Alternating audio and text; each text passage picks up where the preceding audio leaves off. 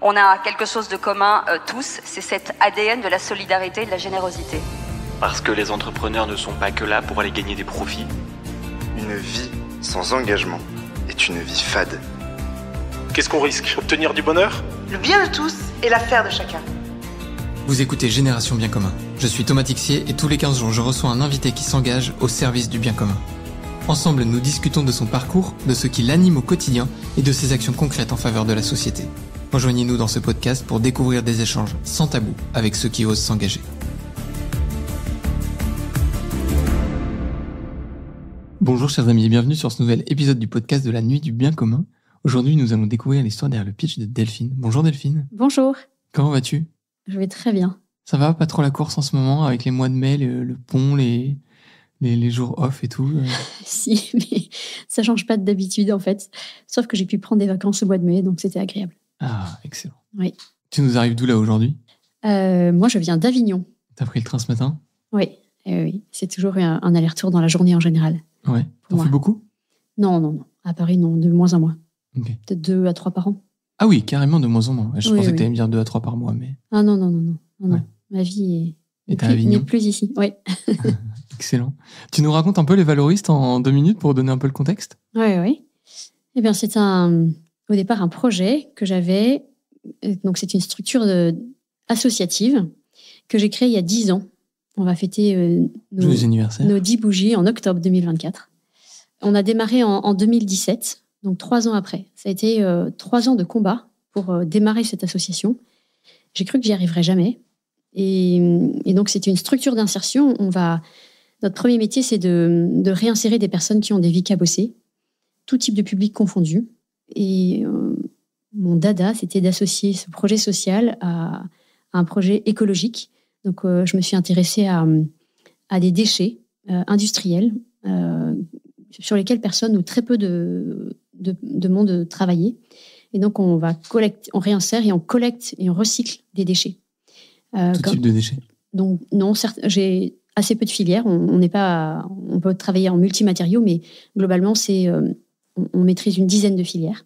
Par exemple, multimatériaux, c'est quand il y a des trucs qui sont agrégés, genre du plastique, du verre, ça fait 2 matériaux, c'est ça ? Alors, ça, c'est du multimatériaux, mais aussi, en fait, c'est quand on est en capacité de prendre, comme les gros acteurs du déchet, n'importe quel type de matériaux d'une entreprise et après, ils se dépatouillent avec. Ah oui, d'accord. Nous, on va cibler les matières que l'on sait recycler. On ne prend pas les autres.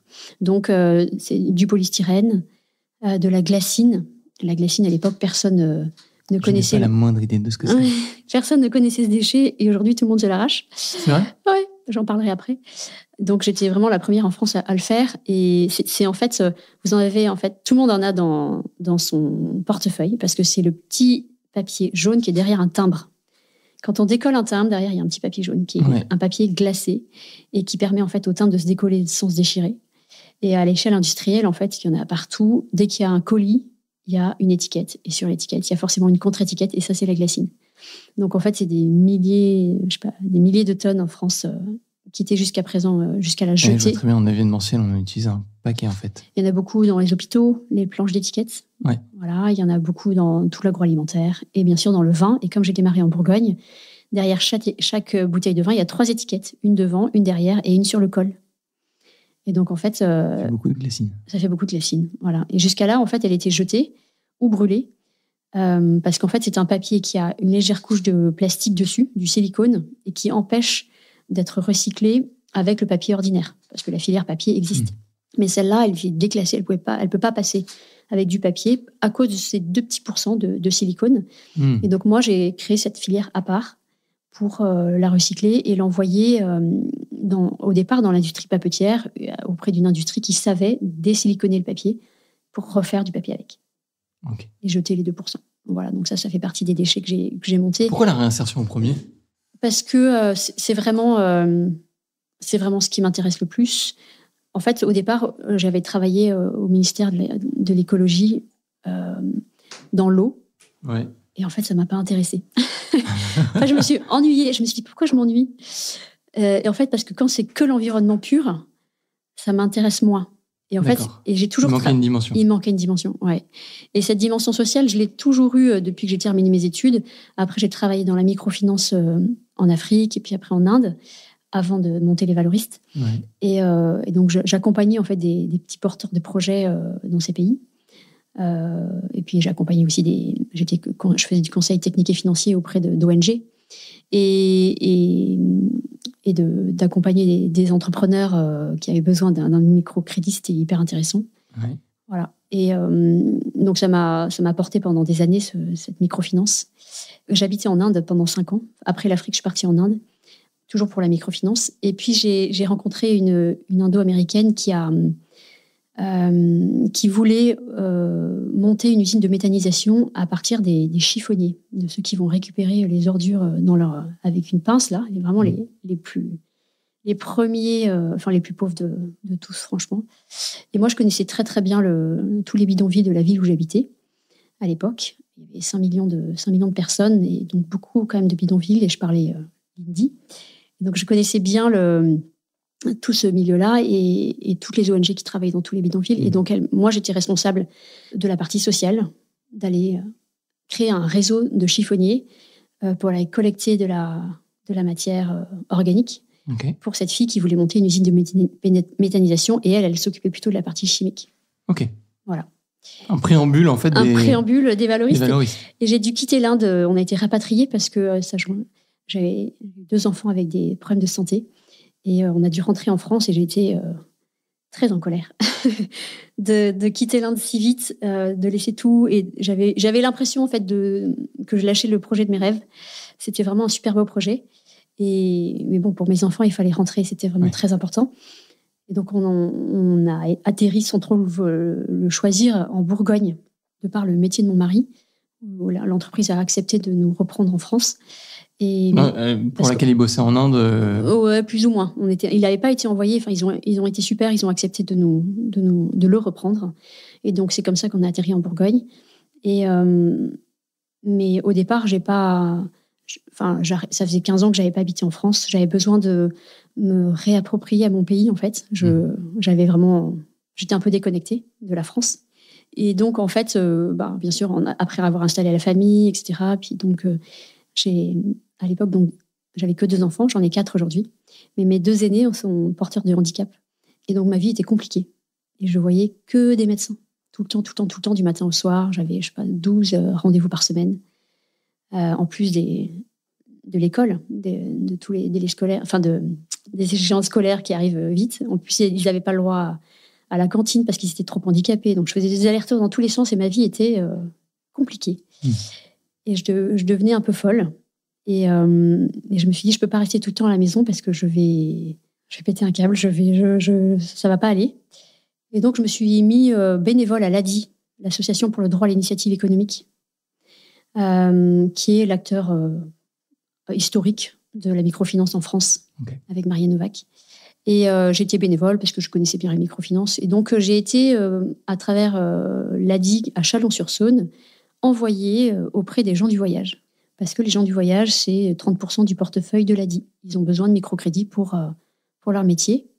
Et là, c'était incroyable parce que j'ai eu l'impression de revoyager en Inde. J'étais avec eux, et donc je ne connaissais pas du tout cette communauté, évidemment. Et donc, je suis montée dans leur camion, on est allé faire des tours de collecte. J'ai été visiter beaucoup de familles. J'ai fait un vrai travail social, parce que c'est ça qui me plaisait. Et j'ai découvert, en fait, cette communauté, tous leurs défauts, toutes leurs qualités. C'était une super rencontre. J'ai adoré.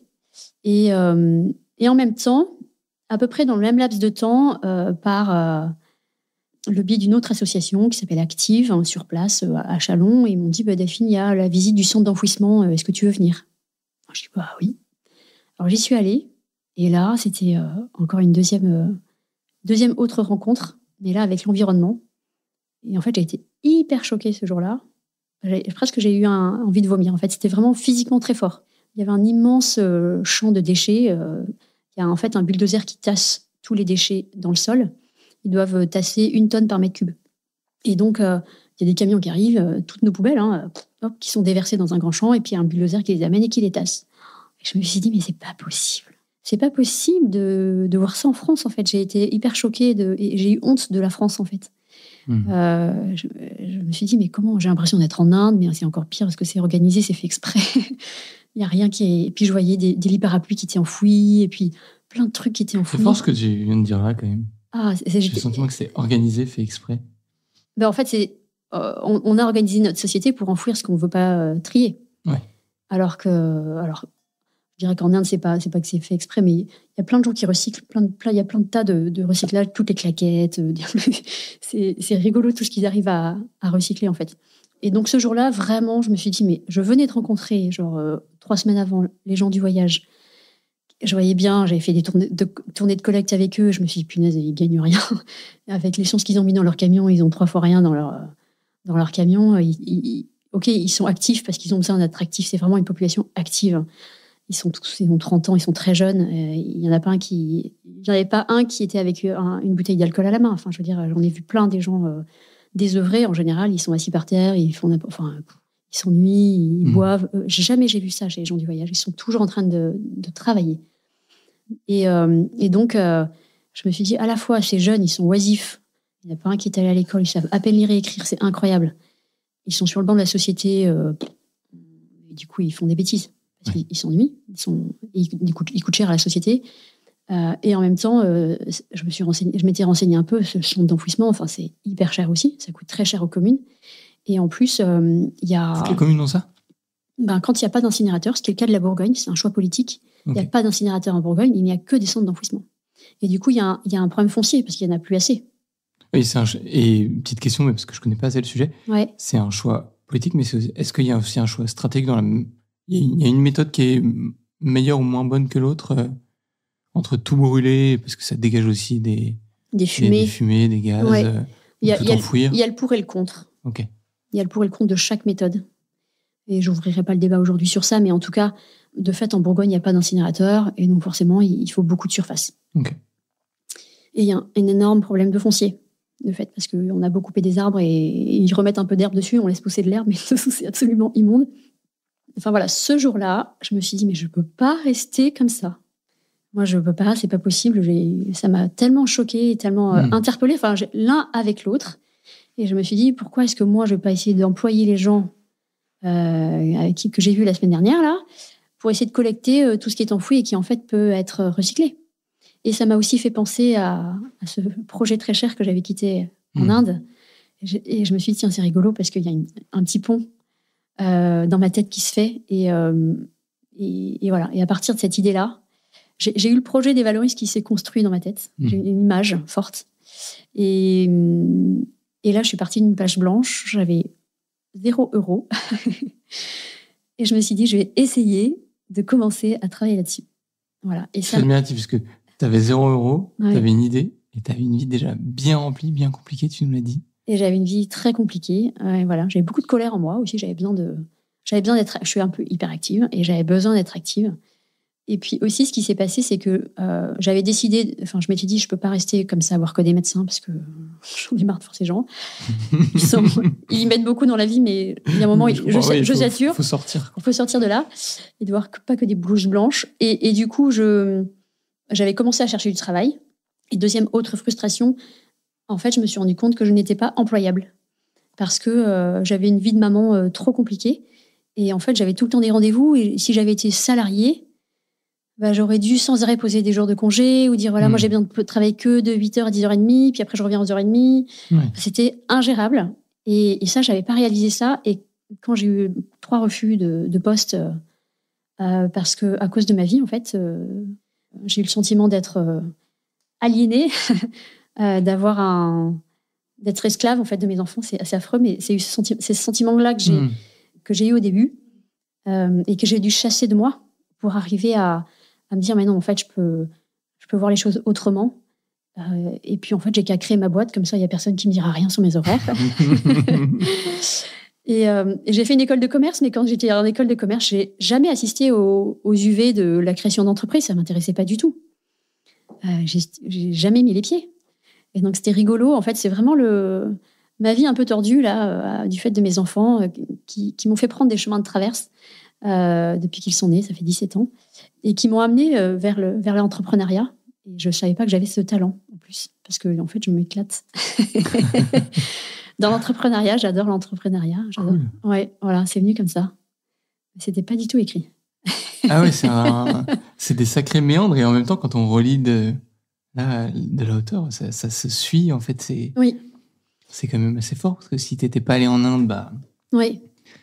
Cette idée ne se serait peut-être pas créée. Oui. Et en même temps, si tes enfants t'avaient pas fait rentrer, Oui. les valoristes ne seraient pas là, voilà. seraient pas là. Il y aurait sûrement des très belles choses en Inde, mais tu serais probablement encore. Oui, ouais, ou on serait à Bangkok, ou je sais pas où, voilà, ailleurs, en Asie. Ailleurs dans le monde.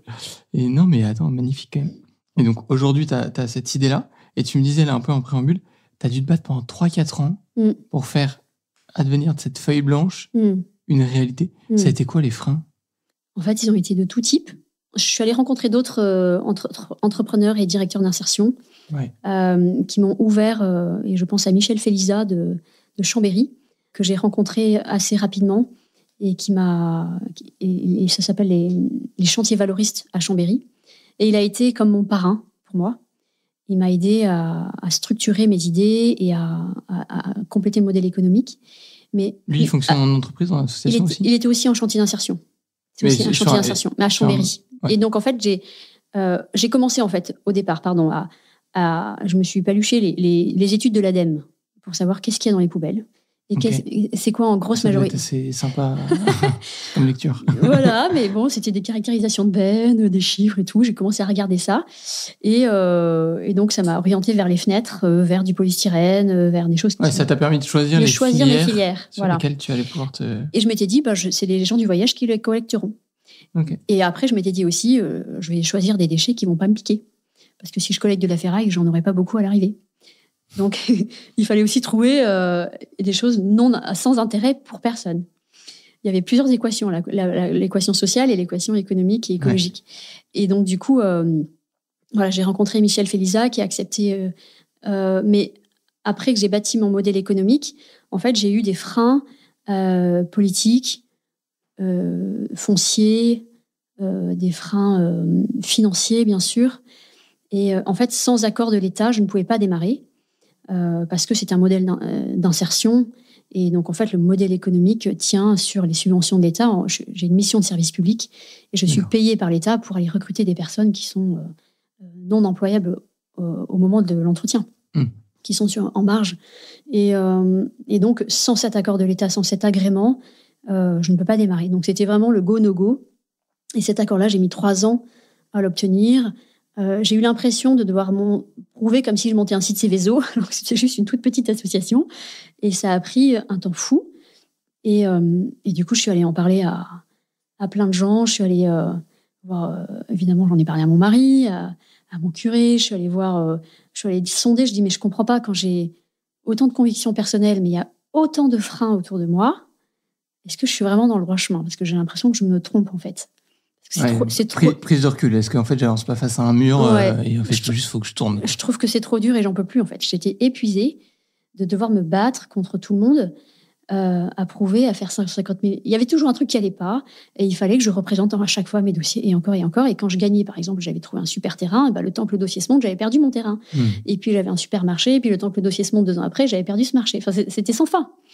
Et jusqu'au jour où je me suis dit, en fait... je suis allée voir je suis très attachée à Vézelay. Et le prieur m'a dit à ce jour-là, non, tu as le diable, il a une longue queue et il tape autour de toi. Ah bon? Oui, c'est un super projet, tu continues, tu t'accroches pas, tu lâches pas, tu t'accroches et tu vas voir, continue à persévérer, fais prier tous les monastères du coin, accroche-toi, ça, c'est pas possible. C'est pas possible que ça marche pas. Et alors j'ai quand même, à un moment, écrit un communiqué de presse pour tout balancer. En disant, voilà, ça fait 3 ans. J'en ai marre. Voilà. Je fais jouer l'opinion publique. Voilà. Et à travers des contacts, c'est monté jusqu'à Manuel Valls. Et j'ai reçu un courrier de Myriam El Khomri qui m'a dit... Ton communiqué de presse et monté dans les tours. T'envisageais de balancer. Et monté dans les tours jusqu'au Premier ministre, qui a fait... et 2 jours après, j'avais l'accord de l'État. Il y avait un petit blocage politique. Je vais pas aller plus loin, mais... Morale de l'histoire, si ça fait 6 mois que vous galérez, commencez directement par le communiqué de presse. Non, vous allez peut-être gagner 2 ans et demi. Non, c'était vraiment...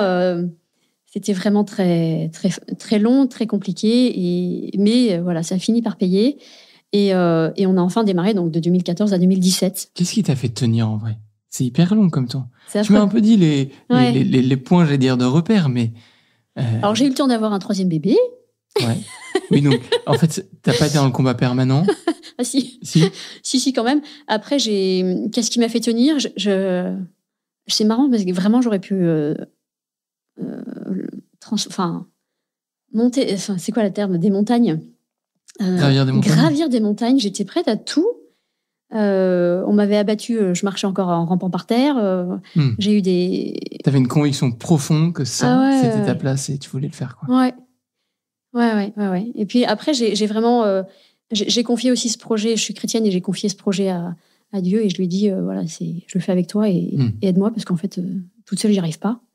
Et je suis allée à un moment, on allait visiter des copains en Normandie et on est allé à Lisieux et je connaissais pas du tout et j'ai lu c'est le musée de Sainte-Thérèse, je crois. Non, c'est pas le musée. C'est pas un musée, c'est le. Excusez-moi, je dis des bêtises. C'est tu couperas ça. C'est le monastère de Sainte-Thérèse de Lisieux qui a fait plein d'écritures de Sainte-Thérèse. Et en fait, elle-même, elle a dit, mais moi, j'ai douté toute ma vie. Ouais. Et j'ai douté toute ma vie. Et je me suis dit, purée, mais elle, docteur de l'Église, en fait, elle a douté aussi, comme moi. Et puis, en fait, il y avait écrit, quand je comprends rien aux événements de la vie, chaque jour, je comprends rien, en fait, ce qui me passe, parce que je doute tous les jours. Et ben, simplement, je dis merci. Et en fait, je me suis dit, c'est incroyable, cette femme, elle est exceptionnelle. Et cette phrase, en fait, du coup, je l'ai récitée tous les jours. Et j'ai confié aussi mon projet à Sainte-Thérèse. Elle lui dit, Sainte-Thérèse de là-haut, tu m'aides. Moi aussi, je doute. Et en fait, tous les jours, je doute. Et j'ai douté pendant 3 ans. Et je doute encore. La vie d'un entrepreneur, c'est compliqué. Hein. J'ai eu des grands moments de solitude. Mais voilà, j'ai eu des très grands appuis.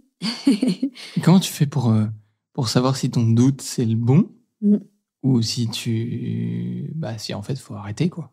C'est pas facile, hein. C'est pas facile. En fait, d'abord, ça apprend le lâcher-prise. Si vraiment on croit au fait que je suis pas toute seule à tout porter, très profondément, j'avance et c'est aussi aide-toi et le ciel t'aidera. Hein, ça vient pas tout seul. Hein. Mais je me suis dit que ce projet, ça pouvait pas être un mauvais projet parce que c'était bon pour la planète et c'était bon pour les personnes fragiles.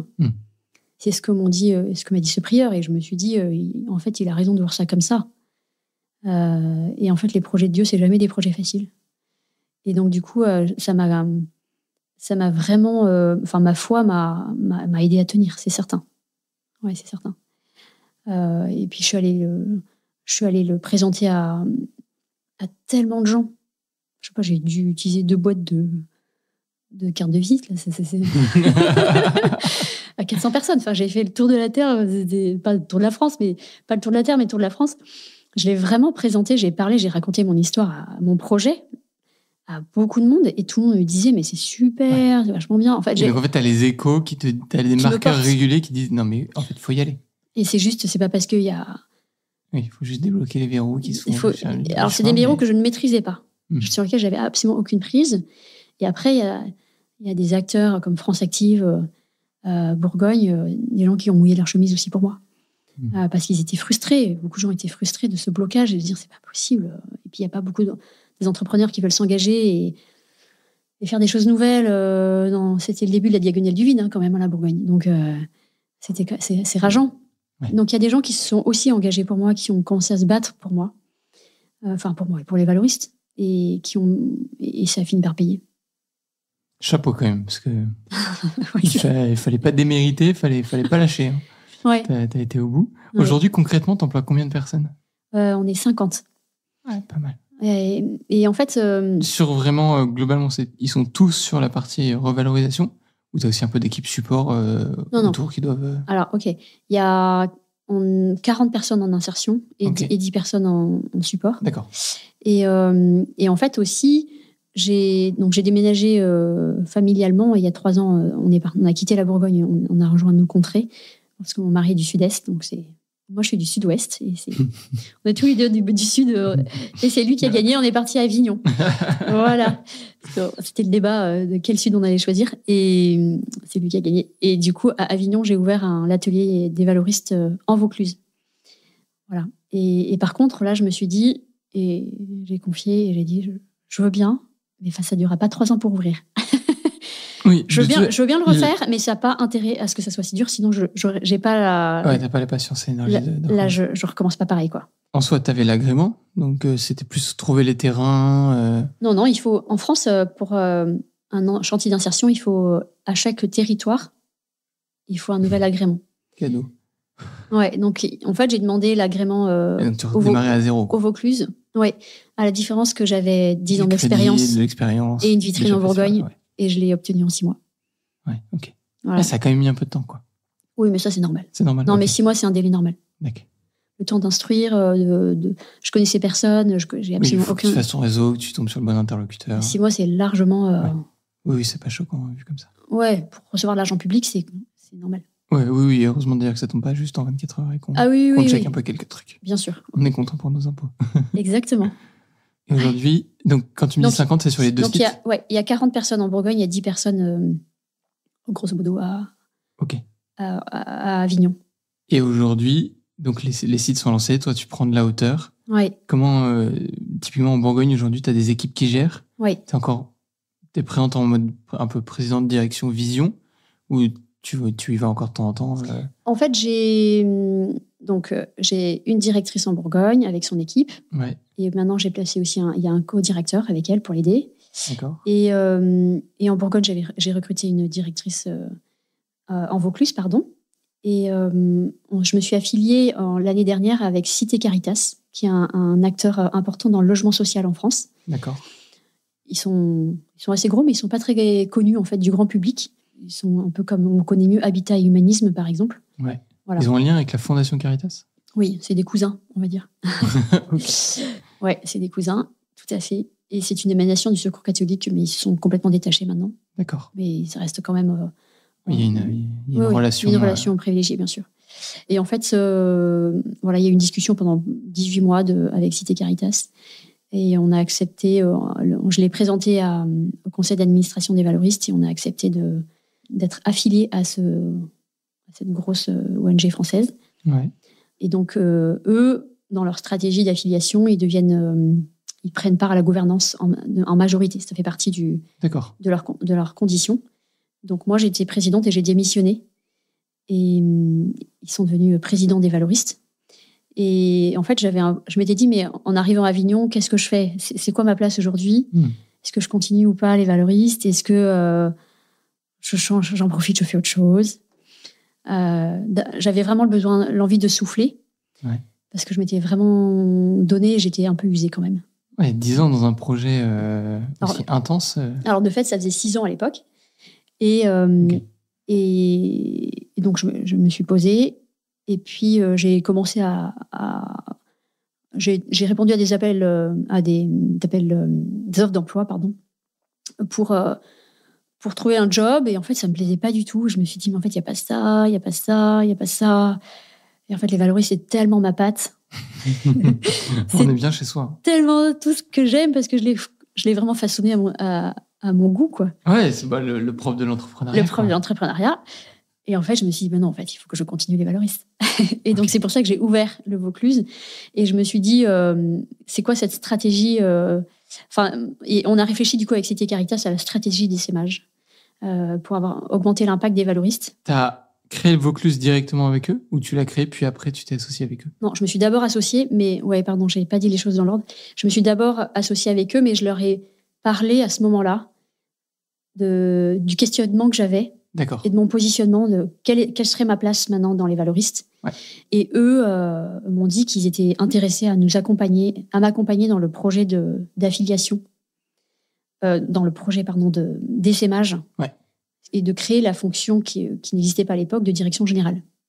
Et donc ils ont accepté de financer pour 3 ans le poste de direction générale, le temps que les structures, que les ateliers grossissent et soient en capacité de porter des frais de siège, en gros. Ouais.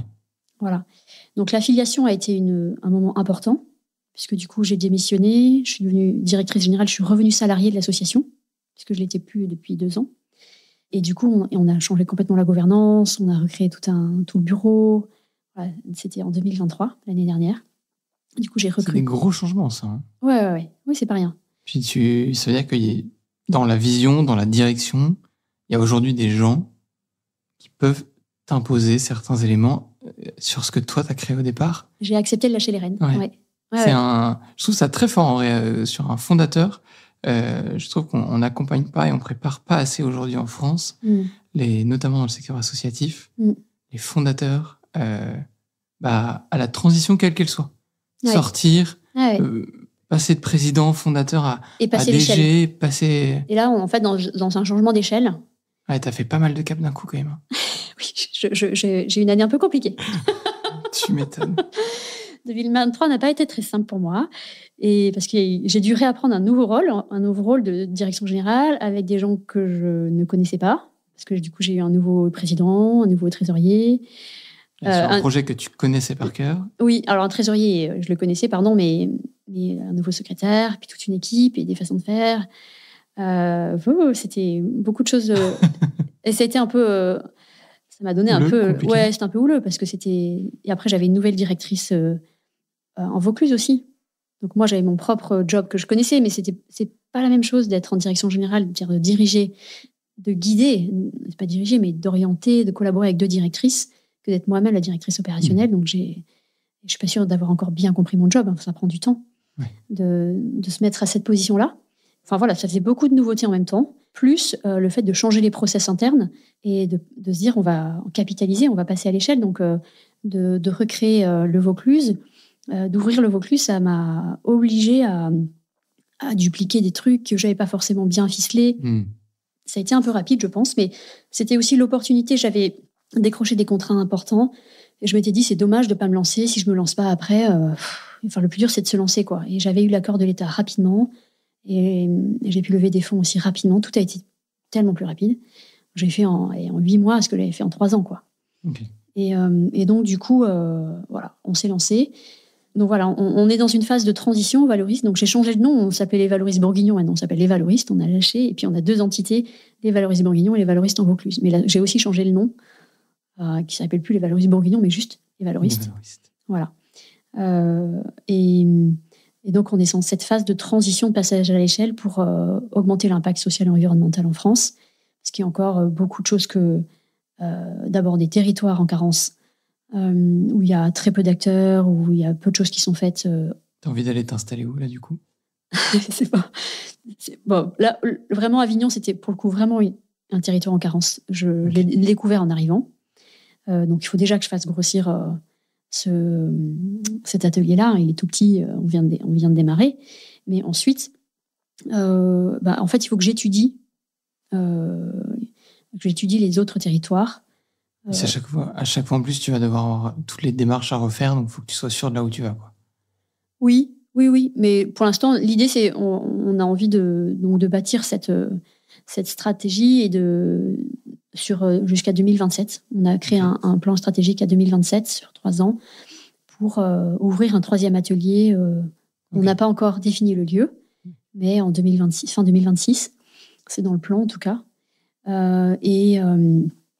Et du coup, les opportunités, c'est soit parce que j'ai identifié à travers des contacts des lieux où je sais qu'il n'y a pas il y a personne qui agit actuellement sur ces déchets-là. Ouais. Ou ça peut être aussi parce que je suis affiliée à Cité Caritas et eux ont des zones où ils sont déjà très présents. Et ça peut être proche d'une entité de Cité Caritas où il y a déjà des acteurs, déjà une agence Cité Caritas. Et donc, ça peut être intéressant de lier t'as des le logement sur le terrain. Le logement social avec l'insertion. Ouais. Attends, sur ce point-là, parce que je n'avais pas capté la première fois que tu as dit, je réalise, mais c'est-à-dire que les personnes que toi, tu vas embaucher, en plus, vous les logez? Non. Nous, c'est Cité Caritas qui les loge. Ouais. Mais en revanche, les gens qui sont logés par Cité Caritas sont très éloignés de l'emploi. Ils sont vraiment sur un public extrêmement... qui est même encore loin du chantier d'insertion.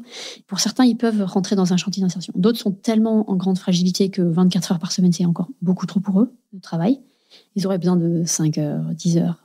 Ça, toi, tu peux pas faire. Je peux. C'est ce qu'on appelle les contrats premières heures, Ok. qui a été lancé par Emmaüs Défi en Ile-de-France il y a des années, quelques années, mais qui peut être déployé en dehors de l'Île-de-France aujourd'hui. Mais Cité Caritas, des fois, m'appelle en me disant, voilà, il y a une agence à Avignon, et il y a des liens, bien sûr, entre eux et nous, des liens privilégiés où je vais, en particulier, ouvrir mes candidatures à eux. Comment tu recrutes? Alors, je recrute, c'est très particulier au chantier d'insertion, c'est-à-dire que, enfin, en tout cas pour les valoristes, je ne recrute pas en fonction des compétences. Je ne vais pas chercher des compétences, je vais chercher, c'est en général France Travail, donc ancien Pôle emploi, France Travail qui m'envoie des candidatures. Ouais. J'ai aussi toute une liste de ce qu'on appelle des prescripteurs. Donc, par exemple, typiquement des gens dans le logement social, ou ça s'appelle la Croix-Rouge, ou les CHRS, ou des gens qui travaillent Mais dans c'est rarement les personnes elles-mêmes qui postulent.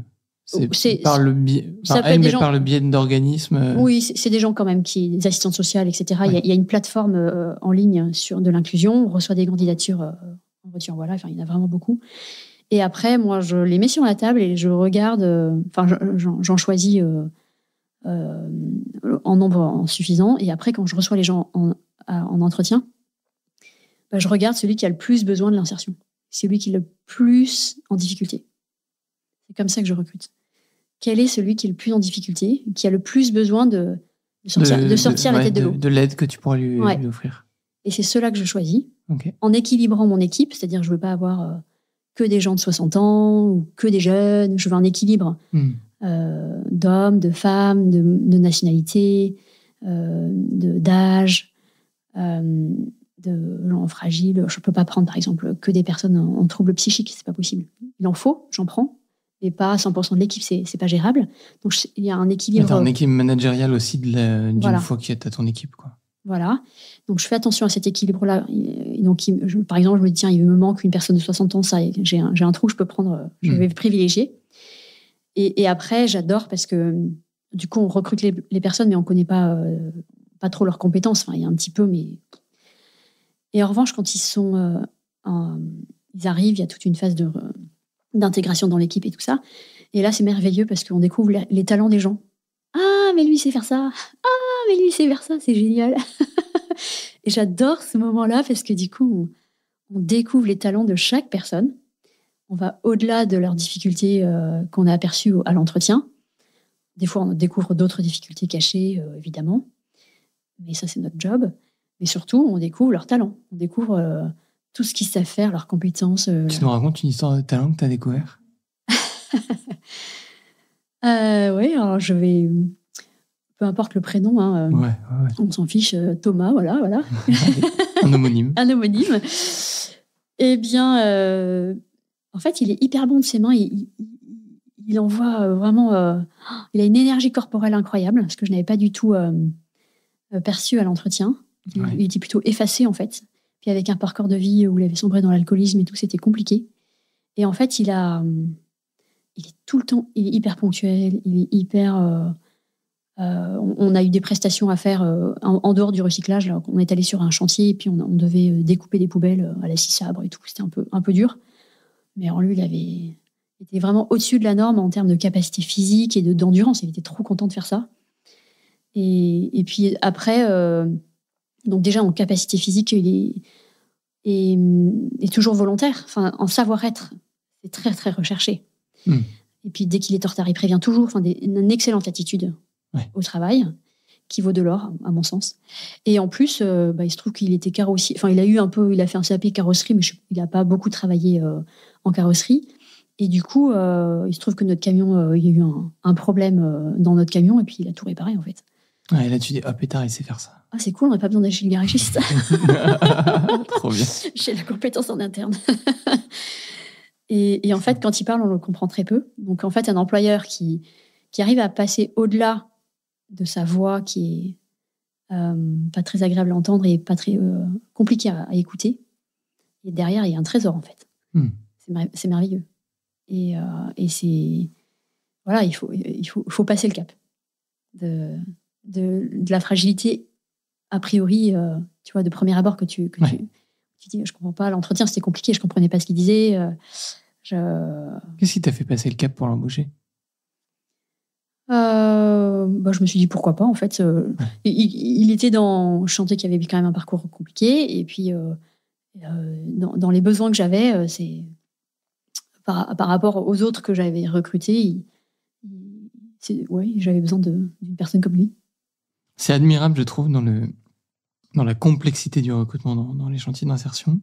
Quand même, tu as ce moment qui est aux antipodes du monde pas du monde professionnel, mais des codes du monde professionnel. Ouais.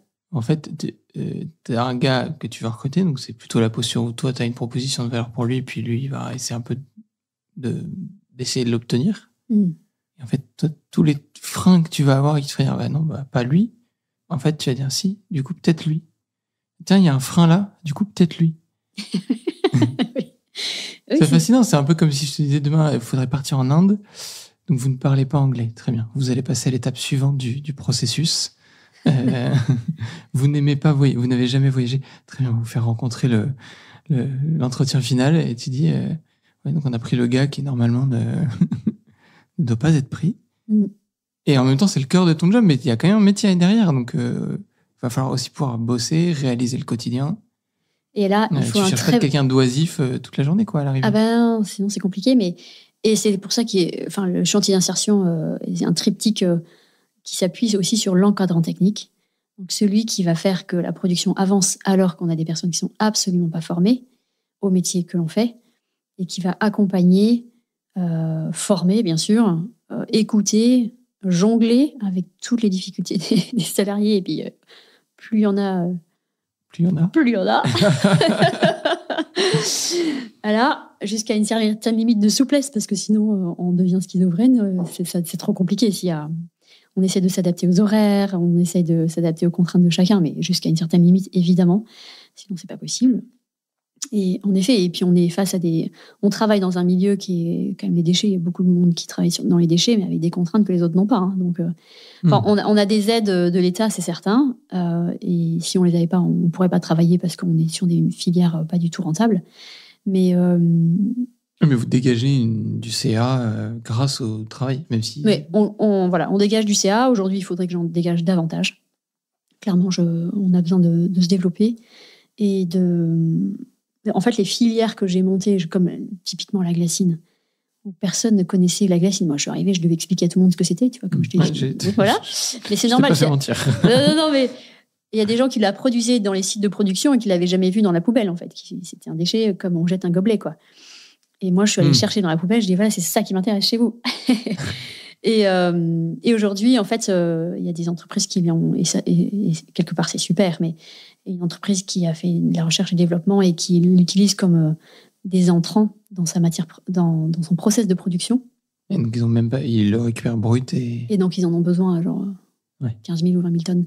Et en fait, dès lors qu'il y a des gros entrants, des gros acteurs qui rentrent sur le marché, ça vient écraser les chantiers d'insertion qui luttaient, qui s'étaient mis sur le marché depuis le début, et c'est souvent le cas. C'est souvent les ONG, enfin les assos qui ouvrent qui vont sur des terrains inconnus, et puis dès lors que ça devient un peu rentable et organisé, hop, il y a tout le monde qui arrive. Et donc aujourd'hui, il faut que ce qui est bénéfique dans le fond parce que c'est un déchet de moins. C'est un déchet de moins, mais qui est complexe pour toi parce qu'il faut réinventer une filière, Voilà, il faut que je recommence il faut que j'explore davantage. J'ai besoin de renouveler en effet l'activité des valoristes. Je saisis à quel point ça doit être compliqué et parfois même chiant, je pense. Et en même temps, je me dis, c'est fou parce que quand tu crées les valoristes, tu permets, 1, à des gens de s'insérer, 2, tu as une action écologique directe, 3, tu as une action sociétale à terme parce qu'en fait, il y a des boîtes qui viennent te bouffer des parts de marché, mais sur un truc où personne ne serait allé si tu l'avais pas, mais j'ai des ressorties de terre, désenfouies, je sais pas si le terme existe, mais vraiment, voilà, tu l'as arraché aux déchets, mis en évidence, travaillé, recyclé et puis valorisé jusqu'au bout, quoi. J'étais contactée par la France entière, sauf que je disais non à tout le monde parce que je pouvais pas aller chercher à partir de la Bourgogne la glacine de Bordeaux ou du Gers ou je sais pas où.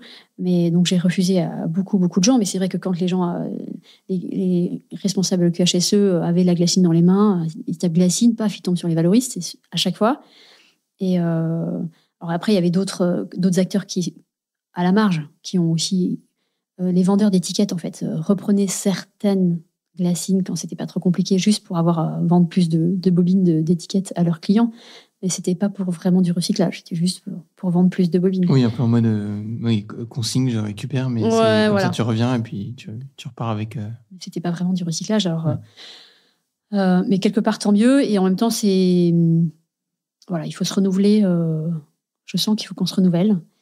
Donc c'est une phase à la fois excitante parce que moi j'aime bien être la tête chercheuse, mais à la fois fatigante parce que ça veut dire qu'il faut que je. Il faut être la tête chercheuse. Il faut être. Alors j'aime faire ça, mais c'est une phase un peu délicate parce que financièrement on est toujours sur le fil du rasoir, et donc il faut que je me relance dans une activité.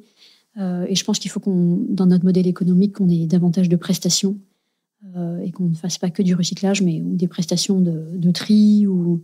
Oui, qui elles vont de toute façon revenir régulièrement. Ouais, il faut que j'arrive à trouver plus de marchés comme ça. Là, du coup, tu as 3 leviers financiers, les subventions, le CA que tu dégages, et à côté, c'est des dons de particuliers, d'entreprises. J'ai très peu de dons. Tu as très peu de dons. Non, j'ai plutôt le financement public. Ouais. Voilà, et puis. Et ensuite, j'avais levé aussi il y a des fondations qui nous aident, il y a quand même des fonds privés, mais c'est quand on les sollicite, ou pour la matériothèque qu'on a montée en Bourgogne et qui prend vraiment maintenant son envol, et on est ravis. On a été aidé par des fondations, par AXA, par Vinci, parce qu'on est dans le bâtiment, et donc ils voulaient vraiment soutenir nos actions. Donc on a quelques financements privés de fondations, mais après c'est le chiffre d'affaires bien sûr.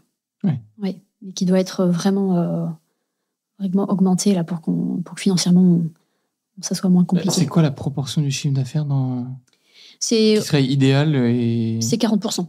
Ok. Et aujourd'hui, tu es un peu en dessous. On est capé, ouais, je suis à 33. D'accord. Et il manque, donc jusqu'à là, à chaque fois, je trouvais des financements, mais il faudrait qu'on arrive à s'autofinancer juste par le chiffre d'affaires. Ouais, et puis tu n'es plus très loin là finalement. Ouais, mais pourtant, c'est long, mais c'est. Mais. Oui, je sens ta tête. Il y a encore du chemin. Okay. Il y a encore un peu de chemin. Et puis le développement commercial, il faut qu'il soit efficace chaque année. Ouais. Mais ça, c'est comme toute entreprise. Enfin, n'importe quelle entreprise, elle ne doit pas s'arrêter de faire du commercial. Ouais, ça c'est clair. Pour le coup. Oui, c'est la base. De toute façon, c'est la base d'une entreprise. Tu peux mal communiquer, tu peux. J'ai presque. Alors, ne faites pas ça, mais mal faire ton taf. Mais de toute façon, si tu vends pas. Ça marche pas. Ça marche pas, quoi. Voilà. Ouais. Donc le peu qu'on a à vendre, les 40%, il faut qu'on le fasse. Ouais. C'est toi, du coup, qui fais la démarche de vendre le démarchage commercial. Ouais. J'ai pas les moyens de me payer un commercial. Et c'est la directrice et le co-directeur en Bourgogne aussi. On est 3 en force de vente, entre guillemets. Okay. Mais on fait pas ça à 100%. On est aussi on fait de la gestion d'entreprise. Ouais. Et aussi, on fait du commercial. Voilà. Et dans le secteur, tu as d'autres chantiers d'insertion un peu type les Valoris que tu croises sur sensiblement les mêmes sujets? Oui. Ouais. Pas sur les filières que j'ai développées. Ouais. Sur la glassine et l'encerclage au polystyrène, on est. La glassine et le polystyrène et les liens de cerclage, on est vraiment les seuls. Le polystyrène, il y a quelques acteurs quand même, mais on n'est pas très nombreux. Je pense que c'est les doigts de deux mains. Voilà. Okay.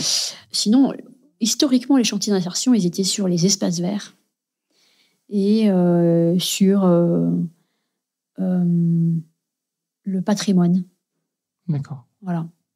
Souvent, quand j'allais à des rendez-vous, on faisait des tours de table. Qu'est-ce que fait chaque ACI?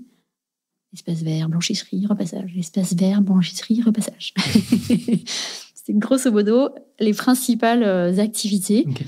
Donc c'est sûr que moi, il y a 10 ans, quand je suis arrivée avec mon idée, on était j'étais un peu toute seule. Après, il y a des entreprises d'insertion qui sont dans les déchets. Il y a des belles et des grosses entreprises d'insertion qui travaillent dans les déchets. Et tiens, une petite question de curiosité, parce que tu es à cheval entre l'association et l'entreprise. Ouais. Un chantier d'insertion sur des...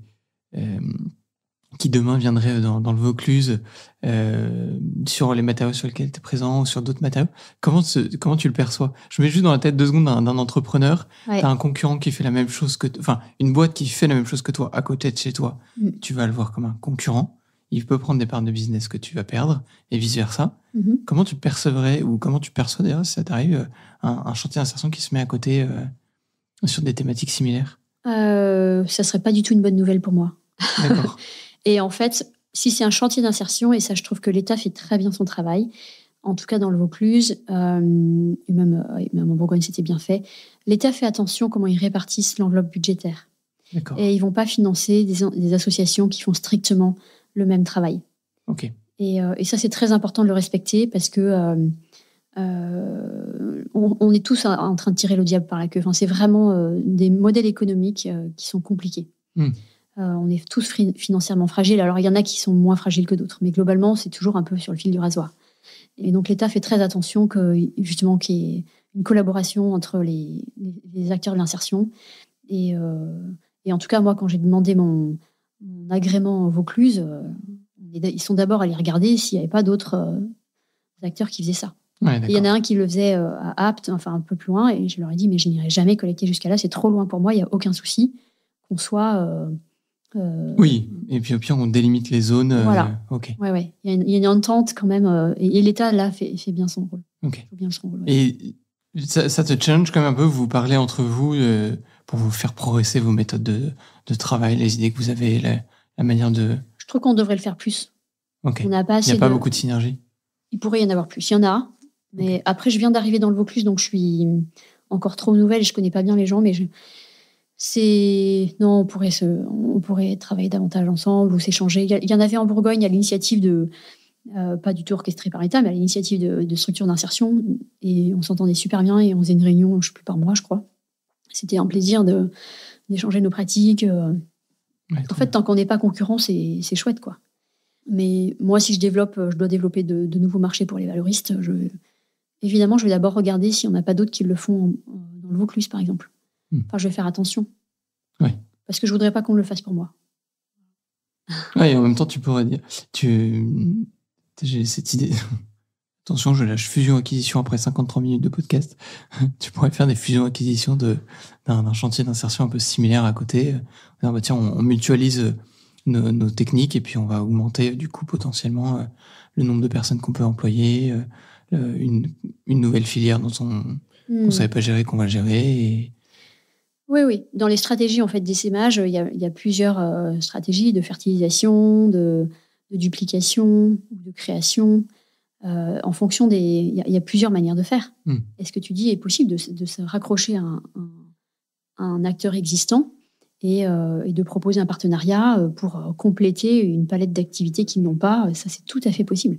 Après, il faut bien s'entendre avec les gens. Un peu comme quand on devient associé dans une entreprise, ça peut, comme dans un mariage, ça peut foirer si on ne s'est pas bien entendu et qu'on a mal posé les bases au départ. Ouais. C'est exactement pareil.